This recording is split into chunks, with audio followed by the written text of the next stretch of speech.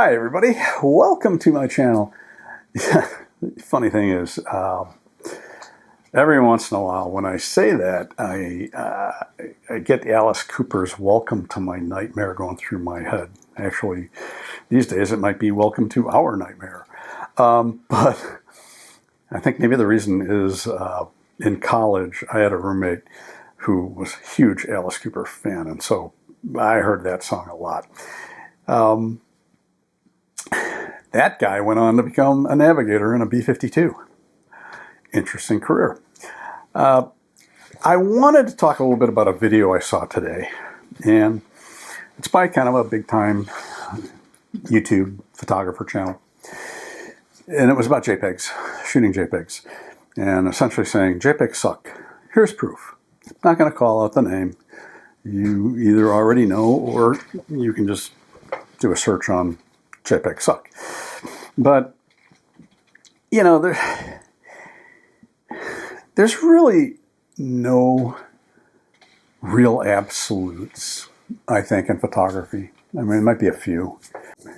Jpegs can suck, and actually in this situation that this person is talking about, he gave a camera, he was on safari, had a friend with him who was not experienced, not a photographer, gave him one of his cameras, Canons, and, you know, set it to probably fully automatic, and luckily, apparently, set it to RAW plus JPEG, which is how I shoot anyway.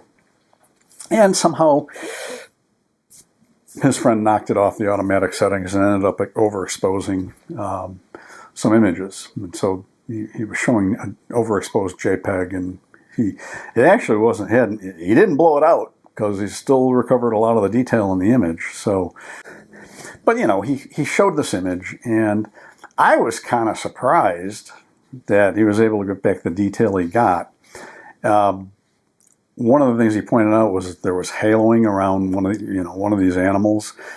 I'm not sure if that's because it's a JPEG or if that's because the sharpening in the camera, which is applied to JPEGs and not RAWs, cause sharpening halos. That can happen. That's why you probably want to keep your sharpening turned down and apply any sharpening later in post and try and avoid those halos. Not positive. Could have been because it's a JPEG. And again, luckily he had set the camera to RAW plus JPEG, so he had the RAWs. So he was able to recover the RAWs, and the RAWs looked fine. But I think that whole premise of, oh, JPEGs suck, you know, again, there's no absolutes. And yeah, if you hand somebody a camera and maybe don't say, hey, don't touch the style, leave it right here. And if you see it's off of that, put it back there. You might avoid that kind of a problem. But as I said, I generally shoot RAW plus JPEG, except in some situations. When I'm working as a photojournalist, I generally don't cover sports. Paper has somebody who covers like the high school sports around here. But once in a while, I will have to cover some sporting event. It's usually some sort of charity event. Like a month ago, I had to cover one of our local fire departments playing in a volleyball tournament against one of our local middle schools. Which is pretty funny, because when I got to this event in the gym in the middle school, the phys ed director of the school, who was also going to be the referee, I said, who's going to win? She says, oh, the firefighters. Didn't happen. There were 4 games. I stayed for 2. Firefighters lost both. But I digress. So when I'm shooting sports, I set the G9 Mark II to super high with pre-burst, right? 20 frames a second, half-second pre-burst, so that I don't miss anything. And if you have the camera set to RAW or RAW plus JPEG, even with, and I have UHS-2 V90 cards, even with those fast cards, if you do that, you're going to fill up your buffer really, really quickly. So I switch over to JPEG only, because then I can shoot pretty much as long as I want. Panasonic's auto white balance works fine. Auto exposure system, and generally what I do is I shoot shutter priority set the shutter speed high enough to freeze the action, and let the ISO go on auto, let the aperture, usually it's going to be at the widest setting. So, and I don't have a problem. JPEGs look fine. Sports photographers in general, they're shooting JPEGs. They don't want to mess with RAWs. They need to transfer that stuff over to a device, computer, phone, tablet, and then get that uploaded to their editors. They're going to shoot JPEG. So it all depends on the situation, and it also depends on your experience. So, myself coming from the film world, where I shot stock photography on either Ektachrome or Fujichrome, a lot of times Fujichrome Velvia, that had less exposure latitude than JPEGs do.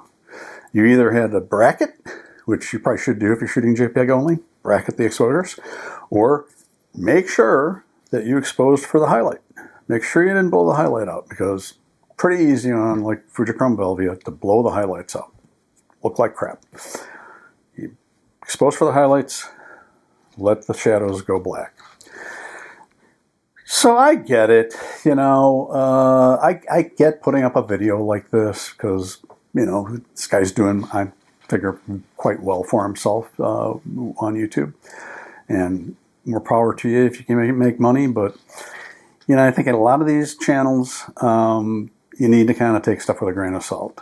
And this is not a channel that I regularly watch because sort of that style doesn't do anything for me. I like much lower key type of channels. Oh, one thing I forgot to mention. If you look at his images, the images he displays, there's 4 dust spots on the sensor in those images. Well, quick tip on finding dust spots. In Lightroom, the dehaze slider, if you slide that dehaze slider over to the right, to my right, to your right, the dust spots will jump out at you, and you can clean that up. So just a little tip. Anyway, that's my thinking on this, and I think with a lot of the YouTube photography channels, take stuff with a grain of salt, because, I see stuff all the time, and it's just like, don't use this aperture, use this aperture, don't use this shutter speed. You should use this shutter speed.